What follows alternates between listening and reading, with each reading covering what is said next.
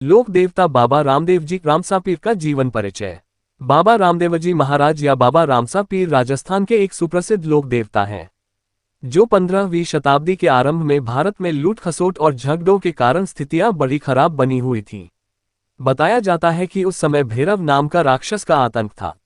इस समय में पश्चिम राजस्थान के पोकरण नामक प्रसिद्ध गांव के पास रुनेचा नामक स्थान में तंवर वंशीय राजपूत और रुनेचा के शासक अजमाल जी के घर भादो शुक्ल पक्ष दूज के दिन 1409 को बाबा रामदेव पीर का हुए जन्म हुआ।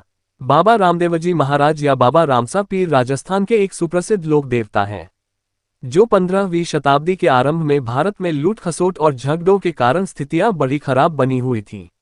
बताया जाता है कि उस समय भैरव नाम का राक्षस का आतंक था।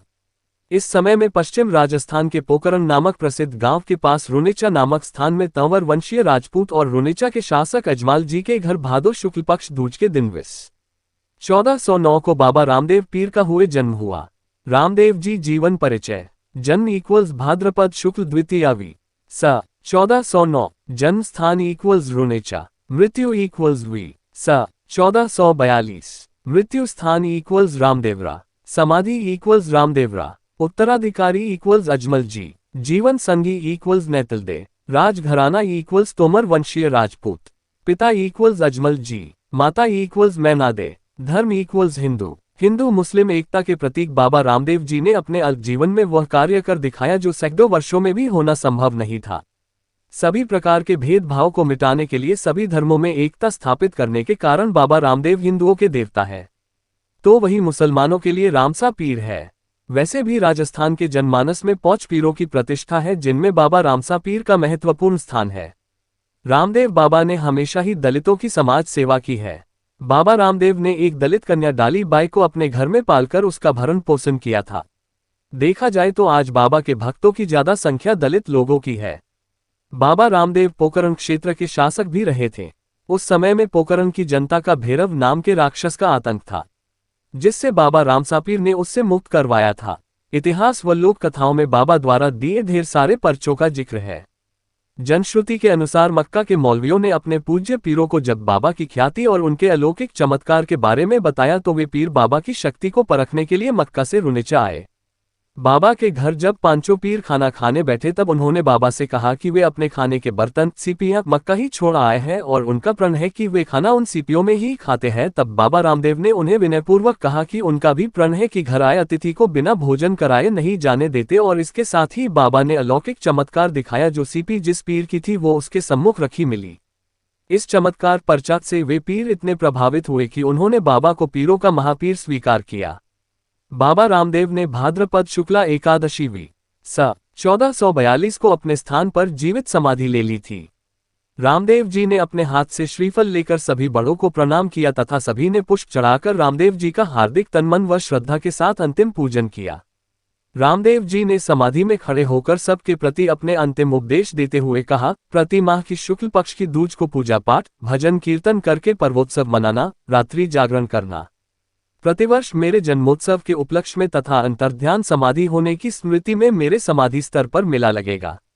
मेरे समाधि पूजन में भ्रांति व भेदभाव मत रखना। मैं सदैव अपने भक्तों के साथ रहूंगा। इस प्रकार श्री रामदेव जी महाराज ने समाधि ली। लोक देवता पीरों के पीर बाबा रामदेव जी का जन्म।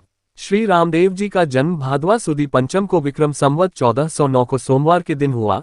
रामदेव जी का जन्म ओंडू काचमीर में हुआ था, जो बाड़मेर जिला बैतूल तहसील में है, जिसका प्रमाण श्री रामदेव जी के श्रीमुख से कहे गए प्रमाणों में है, जिसमें लिखा है संवत चतुर्दश साल नवम चैत सुदी पंचम आप श्रीमुख गायब भने राजा रामदेव चैत सुदी पंचम को अजमल के घर में आयो, जो कि तुवन वंश की बही भाट पर राजा अजमल द्वारा खुद अपने हाथों से लिखवाया गया था, जो कि प्रमाणित है, और गोकुलदास द्वारा कृत श्री रामदेव 24 प्रमाण में भी प्रमाणित है। बाबा रामदेव जी का जन्मी संवत 1409 में भाद्रपद मास की दूज को राजा अजमल के घर पर हुआ।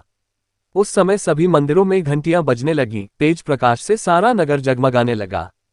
महल में जितना भी पानी था वह दूध में बदल गया। महल के मुख्य द्वार से लेकर पालने तक कुमकुम के पैरों के पदचिन्ह बन गए। महल के मंदिर में रखा शंख स्वत बज उठा। उसी समय राजा अजमल जी को भगवान द्वारकानाथ के दिए हुए वचन याद आए और एक बार पुनः द्वारकानाथ की जय बोली। इस प्रकार ने द्वारकानाथ ने राजा अजमल जी के घर अवतार लिया। बाल लीला में माता को पर्चा। राजा अजमल को क्यों कैसे प्राप्त हुआ ये सब राजा अजमल जी पुत्र प्राप्ति के लिए दान पुण्य करते, साधु संतों को भोजन कराते, यज्ञ कराते, नित्य ही द्वारकानाथ की पूजा करते थे। इस प्रकार राजा अजमल जी भैरव राक्षस को मारने का उपाय सोचते हुए द्वारका जी पहुंचे।